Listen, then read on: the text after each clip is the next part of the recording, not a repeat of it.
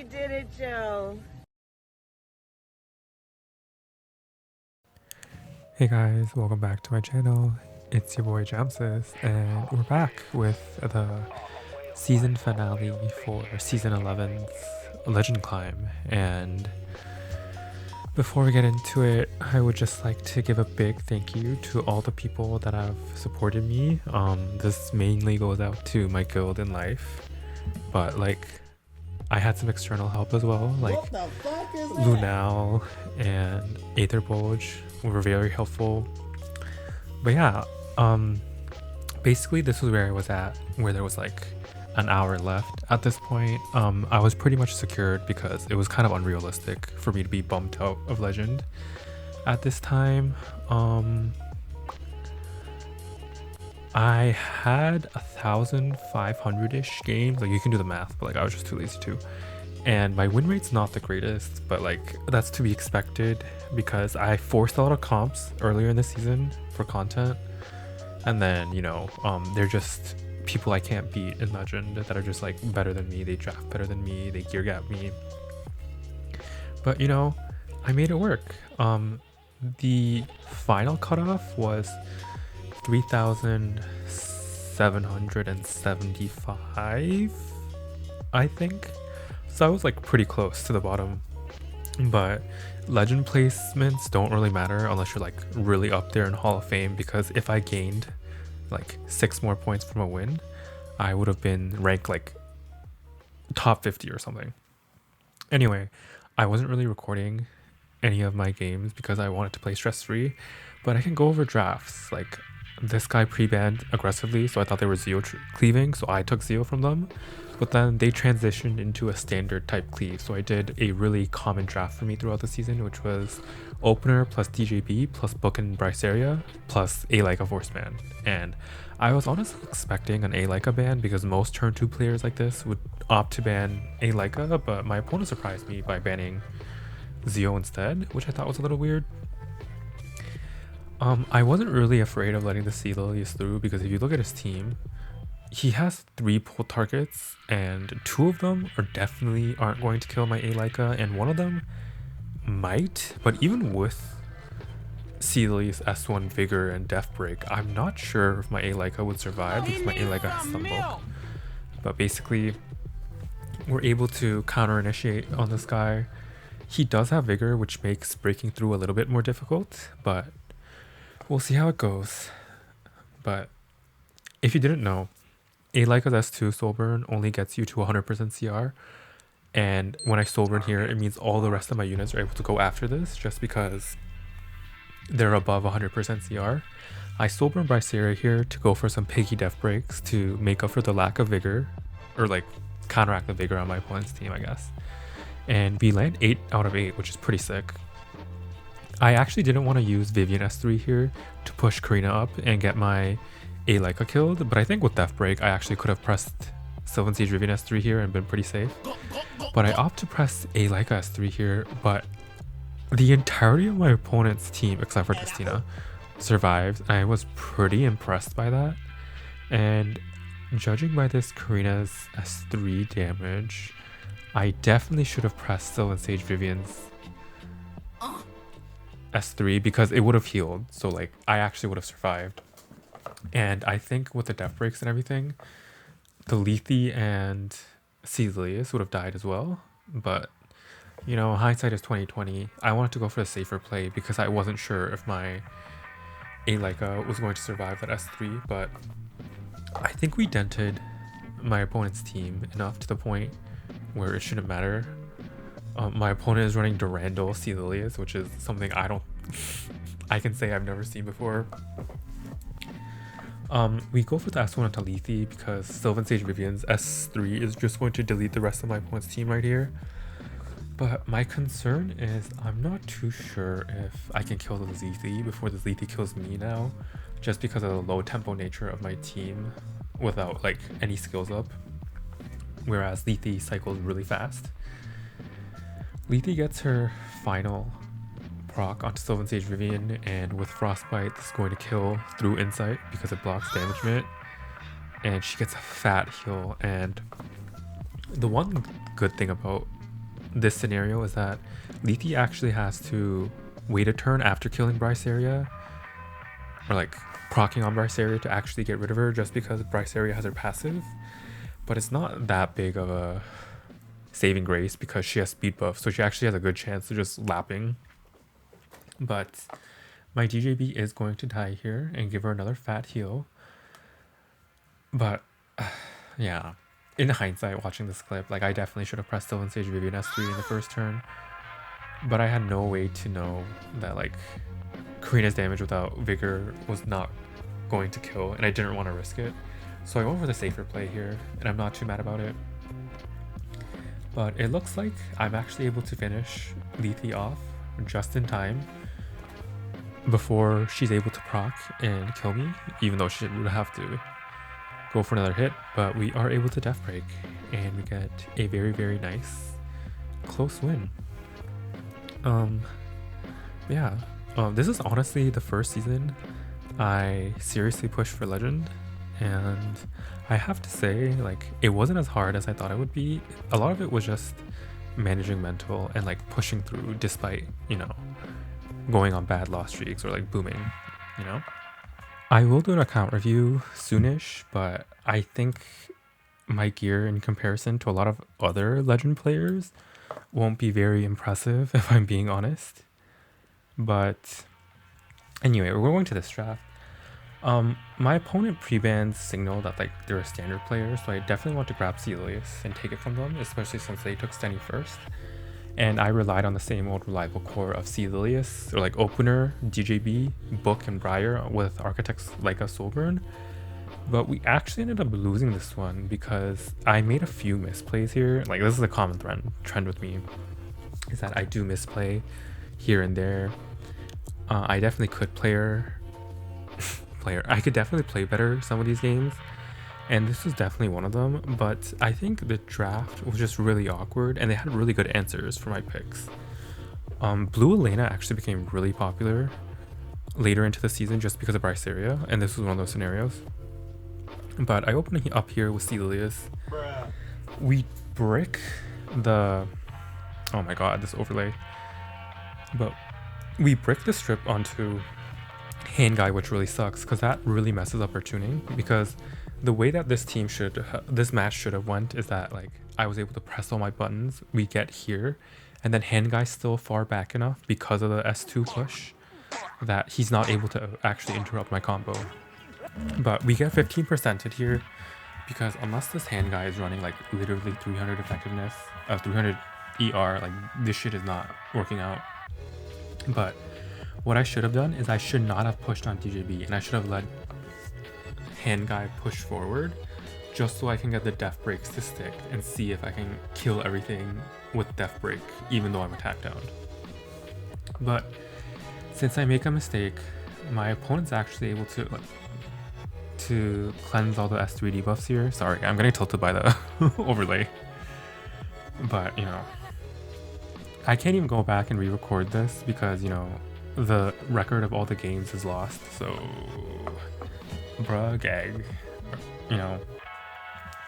Anyway, we delete Stenny, which is like really nice because,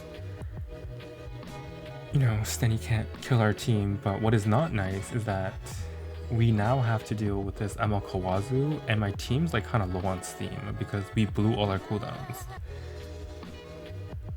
But yeah, we're able to get our DJB destroyed by the ML Kawazu S3. I'm kind of surprised my opponent actually went for the S3 on that, but I realized that what he wanted to do was he wanted to stun with the arrow wheel here and then apply burns next turn for the kill. And by getting rid of DJB, he kind of gets rid of all the sustain in my team, so it's a lot easier to deal with. So I thought I was like, oh, that's a really nice play from our opponent here. But now I just want to finish off this ML Kawazu. I forgot his name. He's getting a buff though. But I want to get rid of this ML Kawazu as soon as possible, and that means just like running my S1s into him, just like begging, praying that this kills. But unfortunately, it is not. I think he's able to refresh his shield with S2, yeah. And our Sylvan Sage Vivian, you know, is stunned, so she's useless. And this arrow is able to go. We luckily don't get our immunity stripped, but it doesn't matter because we lap, because we're that much faster than Emma Kawazu. We honestly also pulled the worst pull there. I think Sylvan Sage Vivian really sucked because she's attack downed. But now she's going to die from like the 3 burns on there 100%. Sea Lilies is about to get chunked by this burn too. And it's not looking too great because, you know, it just isn't. But there is a world where it might be okay if my Sea Lilies lived to press S2. But my Sylvan Sage Vivian with the S2 with the speed buff from the S1 pull dies. So we're in like a really bad slot here. We get a lucky dual attack that kills the Emma Kawazu, but I honestly don't think it matters too much because Sea Lilies is probably going to die to 2 rounds of S1s, and then my Bryceria can't solo Hand Guy and Scarewall at this health. So it was a kind of a really depressing loss. I think if I was able to chunk the whole team with the death breaks, it might have been better, but Hand Guy resisted the Sea Lilies S3, even though I run like over 200 effectiveness for Green Lucas. It's whatever. It happens. I think that's a big part of Legend too, is that a big part of Legend is just like, you just gotta accept that sometimes RNG is bad. Sometimes the game doesn't want you to win, and you just gotta keep it pushing, because the moment you start to get tilted by these things, like this is when you like start to like autopilot and make mistakes. But I make a last ditch S1 here, and like, bro, that did nothing. And by this point, when S2 hits and I get attacked down, I decide to just call it quits. Oh, I resist, but you know, I still call it quits because like, I'm not killing this team anyway. But this was a very difficult time for me because I actually had like 2 or 3 win-loss until I actually got into Legend. And let me tell you, that was really stressful because I spent the last day of RTA literally from like 10 a.m. playing, trying to secure Legend, because I went to sleep at around 3,700 points. But yeah, oops, I was supposed to be explaining this draft. Basically, my opponent picked really weird and I didn't really know what to do. So I had to ban Fatcat here, or else I'm never killing this Aiden, and I picked a bunch of things that like can kind of hit Aiden, but also like kind of don't care about Karina. At the same time, had to ban Fatcat because like I was not dealing with 90% evasion Aiden or whatever. But I had like a big brain thought process through this. So I'm gonna S3, not the Milim here, because there's no point because we can't kill her anyway. But Zahawk's S3 ignores elemental disadvantage, so we can injure Abigail Yum Yum because she is a HP scaling unit, so why not? And with her attack buff on Landy, we're actually able to proc Karina here. So we'll be able to go and press her S3 twice. So this Stenny should be like giga dead, like, cause like even like a really tanky Stenny should not survive this.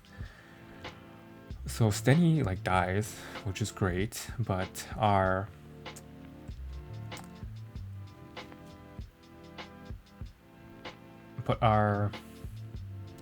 situation is still kind of tough because this Abigail's still alive, and while Abigail's still alive, it's kind of tough to kill this Aiden for the most part. But I need evasion up right now on my Milim, or else it's gonna die to Karina. So I just raw dog the S3 into Abigail. Ooh, that's a really weird sentence thinking back about how I said that. Okay, I just slammed the S3 into Abigail because I used my souls. And that's fine. DGB's gonna explode to this Karina S3.